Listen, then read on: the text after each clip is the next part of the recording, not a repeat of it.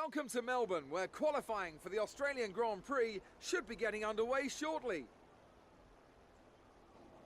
It always looked like the kind of track that asks an awful lot of the rear tyres, such as the frequency of low-speed exits. Lots of low-speed exits means the rears are in for a lot of punishment.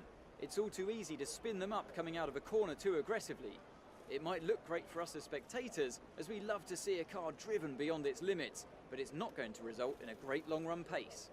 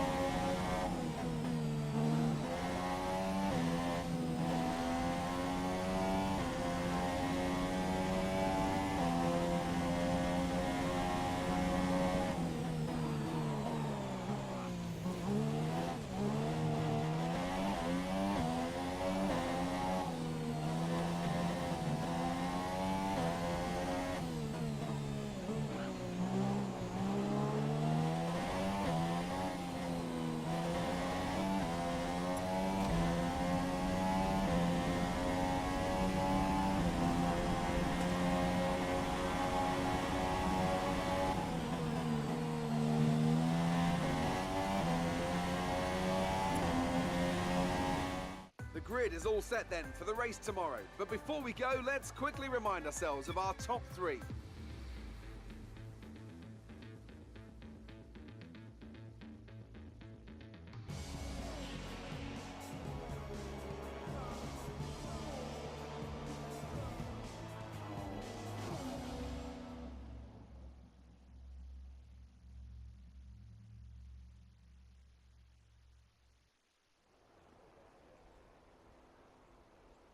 The crowd are here, and they're here in numbers for the first race of the season.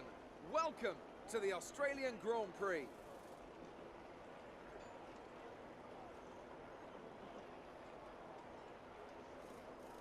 Just south of Melbourne's downtown business centre is the one and only Albert Park circuit. 3.3 miles of public roads, all closed for the weekend of course, make for a bumpy racing surface with little undulation. There are 16 corners around the lake, but a couple of good passing opportunities as well, thanks in part to the DRS zones into Turn 1 and Turn 3. I'm joined again today by none other than Anthony Davidson. Tell me, Ant, obviously there's a lot of development work that goes on with these cars between the races. You've been both a test driver and a race driver. What differences are there in the way you approach those roles? Interesting question, Crofty. They're two very different mindsets. I mean, when I tested for BAR, we had full in-season testing where, per driver, you'd cover up to 15,000 kilometres per season. And in that role, it was more about working for the team, trying to help them improve the car and drive as systematically as you could, so that that data could be analysed in the most consistent way. When you're lining up on the grid for a race, however, your frame of mind's all about what you can get out of the situation on that day, and the car's the tool to help you achieve what you want. You still want to focus on setup, of course, but it's more about the here and now, getting yourself as far up the field as possible, and less about development work for the future. Well then, after an exciting qualifying session yesterday, let's take a look at how the cars line up. Sebastian Vettel has a clear track ahead of him today. He starts in pole position, and Lewis Hamilton completes the front row. Looking down the rest of the grid, we have Raikkonen, Bottas, Daniel Ricciardo, and Perez, Ocon, Verstappen, Massa and Nico Hülkenberg, Alonso, Sainz, Jolyon Palmer and Kvyat, Grosjean, Magnussen, Stoffel Van Dorn and Lance Stroll, Wehrlein, and Marcus Ericsson rounds off the grid. Now it's almost time to lights out, so let's go down to the track. You should have some.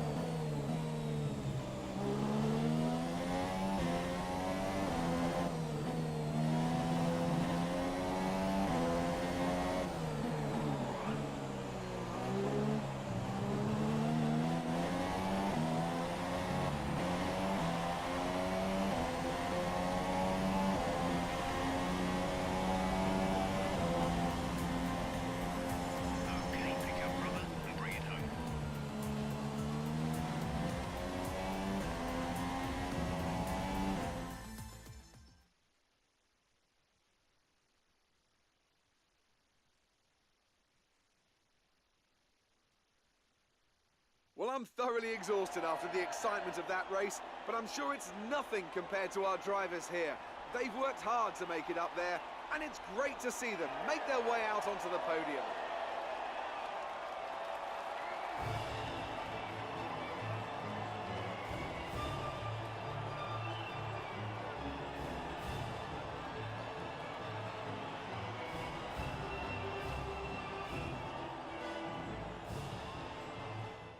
Now then, Anthony Davidson, who was your driver of the day? Probably Danik Fiat. The young Russian has a lot to live up to, and I think he did just that today.